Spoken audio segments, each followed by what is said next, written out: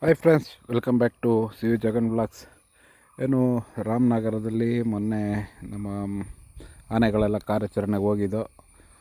ದುಬಾರೆಯ ಹರ್ಷ, ಧನುಂಜಯ, ಸುಗ್ರೀವ, ಹಾಗೆ ಈಶ್ವರ, ಹಾಗೆ ಮಹೇಂದ್ರ ಮತ್ತು ಏಕಲವ್ಯ ಎಂದಿರಂತೆ ಎಲ್ಲ ಹೋಗಿ ಮೊನ್ನೆ ತಲುಪಿದ ಆನೆಗಳು ನಿನ್ನೆ ಮಾಮೂಲಿಯಂತೆ ಬೆಳಿಗ್ಗೆದ್ದು ಎಲ್ಲ ಆನೆಗಳನ್ನ ಅಣಿಗೊಳಿಸಿ ಪೂಜೆ ಎಲ್ಲ ಮಾಡಿ ಕಾರ್ಯಾಚರಣೆ ಪ್ರಾರಂಭ ಮಾಡ್ತಾರೆ.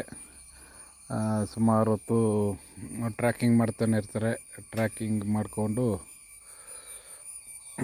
ಕೊನೆಗೆ ಒಂದು 3:30-4 ಗಂಟೆ ಆಗಿದೆ. ಅಷ್ಟೊತ್ತಿಗೆ ಡಾಟ್ ಆಗುತ್ತೆ. ಆನೆ ಯಾಕೆ ಅಷ್ಟು ಲೇಟು ಅಂತ ಹೇಳಿದ್ರೆ, ಡಾಟ್ಗೆ ಸಿಗ್ತಿರಲಿಲ್ಲ, ನಿಲ್ತಿರಲಿಲ್ಲ, ಓಡಾಡ್ತಾನೇ ಇರ್ತಿತ್ತು. ಇನ್ನು ನಮ್ಮ ಇಲ್ಲಿಯ ಥರ ಕಾರ್ಯಾಚರಣೆ ಮಾಡಲಿಕ್ಕೂ ಆಗಲ್ಲ. ಅಲ್ಲಿ ಜಾಗ ಸಮತಟ್ಟಾದಂಥ ಜಾಗ ಸಿಗೋದು ಭಾರಿ ಕಷ್ಟ. ಮತ್ತು ಅದೇ ರೀತಿ ಬಂಡೆಗಳು ಜಾಸ್ತಿ. ಹಾಗೆಯೇ ಕುರ್ಚಿಲ್ ಕಾಡು, ಒಂದು ಸ್ವಲ್ಪ ಕಾಡಿದ್ರು ಅಲ್ಲೆಲ್ಲ ಹೋಗಿ ನಡ್ಕೊಂಡು ಹೋಗಿ ಡಾಟ್ ಮಾಡಲಿಕ್ಕೆಲ್ಲ ತುಂಬ ಕಷ್ಟ. ಎಲ್ಲ ರಿಸ್ಕ್ ತಗೋಬೇಕು. ಈ ರಿಸ್ಕ್ನೆಲ್ಲ ತಗೊಂಡು ಎಲ್ಲ ನೋಡಿ ಮಾಡಿ ಆಗೋತ್ತಿಗೆ ಅದೇ 4-4:15 ಗಂಟೆಗೆ ಆನೆಗೆ ಡಾಟ್ ಆಗುತ್ತೆ. ಡಾಟಾಗಿ ಸುಮಾರು ಹೊತ್ತಾಗುತ್ತೆ ಆನೆ ನಿಲ್ಲಕ್ಕೆ. ಹಾಗೆಯೇ ಟ್ರ್ಯಾಕ್ ಮಾಡ್ತಾ ಹೋದಾಗ ಕೊನೆಗೆ ಆನೆ ಎಲ್ಲ ಸಿಗುತ್ತೆ. ಸಿಕ್ಕಿ ಆದಮೇಲೇನೂ ಒಂದು ಕಷ್ಟ. ತುಂಬ ದೂರ ಕಟ್ಟಿ ಎಳ್ಕೊಂಡು ಬರುವಂಥ ಕೆಲಸ ಆಗುತ್ತೆ. ಹಾಗೆ ಆನೆನೂ ತುಂಬ ಚೆನ್ನಾಗಿತ್ತು.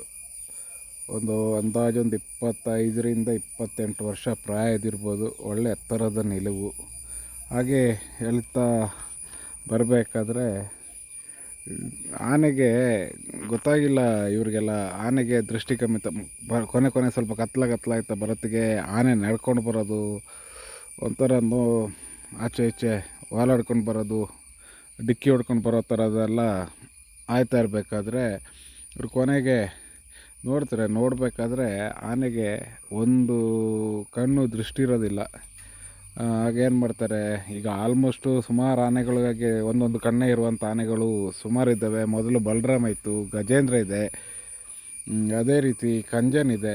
ಮತ್ತು ಇತ್ತೀಚೆಗೆ ಚಿಕ್ಕಮಂಗ್ಳೂರು ಭಾಗದಿಂದ ಒಂದು ಆನೆ ತಗೊಬರ್ತಾರೆ. ಅದೂ ರಾಯಣ್ಣ ಅಂತ ಗೊತ್ತಿಲ್ಲ, ಇನ್ನೊಂದು ಒಂಟಿಕೋರೆ ಅಂತ ಗೊತ್ತಿಲ್ಲ, ಒಂದು ಕಣ್ಣು ಕಾಣಿಸಲ್ಲ. ಹೀಗಿದ್ದಾಗ ಇನ್ನೆಷ್ಟು ಆನೆಗಳನ್ನು ಈ ಥರ ಮಾಡೋದು. ಈಗ ಮೊನ್ನೆ ನಮ್ಮ ಇಲ್ಲಿ ಒಂದು ಕ್ಯಾಪ್ಚರ್ ಆಯಿತು, ನಮ್ಮ ಕೊಡಗಲ್ಲಿ ಕೋಣಂಕಟ್ಟೆ ಭಾಗದಲ್ಲಿ. ಅದಕ್ಕೆ ಧರ್ಮ ಅಂತ ಹೆಸರಿಟ್ಟಿದ್ದಾರೆ, ರೆಡ್ ಕಲರಕ್ಕೆ ಬಿಟ್ಟಿದ್ದಾರೆ. ಅದಕ್ಕೂ ಸಹ ಒಂದು ಕಣ್ಣು ಕಾಣದಿರುವಕ್ಕೆ ಕಾರಣ ಏನು ಅಂತ ಹೇಳಿದ್ರೆ, ಒಂದು ದಂತತಾಗಿ ಕಾಡಾನೊಟ್ಟಿಗೆ ಫೈಟ್ ಹೋದಾಗ ದಂತತಾಗಿ ಈ ರೀಸನ್ ಆಗುತ್ತೆ, ಇಲ್ಲ ಬಿದಿರು ಮುಳ್ಳು ಎಳೆಯೊತ್ತಿಗೆ ಈ ಥರ ಸಂಗತಿ ಆಗುತ್ತೆ. ಅದೇ ರೀತಿ ಗುಂಡೇಟಿಗೂ ಈ ಥರದಲ್ಲಿ ದೃಷ್ಟಿ ಕಳ್ಕೊಳ್ತವೆ. ಏನೇ ಆಗಲಿ ರೀಲೊಕೇಟ್ ಮಾಡಿದ್ದು ಒಳ್ಳೆಯದೇ ಆಯಿತು. ಡಾಕ್ಟರ್ ರಮೇಶ್ ನೇತೃತ್ವದಲ್ಲಿ ಈ ಕಾರ್ಯಾಚರಣೆ ನಡೆದಿದೆ. ಅದೇ ರೀತಿ CP ಯೋಗೇಶ್ವರ್ ಅವರು ಸಹಿತ ಬಂದು ಆನೆಗಳಿಗೆ ಪೂಜೆ ಮಾಡಿ ಕಾರ್ಯಾಚರಣೆಗೆ ಅನುವು ಮಾಡಿಕೊಟ್ರು. ಓಕೆ ಫ್ರೆಂಡ್ಸ್, ಇವತ್ತು ರಜೆ ಇದೆ. ನಾಳೆ ಮತ್ತೆ ಕ್ಯಾಪ್ಚರಿಂಗ್ ಸ್ಟಾರ್ಟ್ ಆಗುತ್ತೆ ಅದೇ ಭಾಗದಲ್ಲಿ.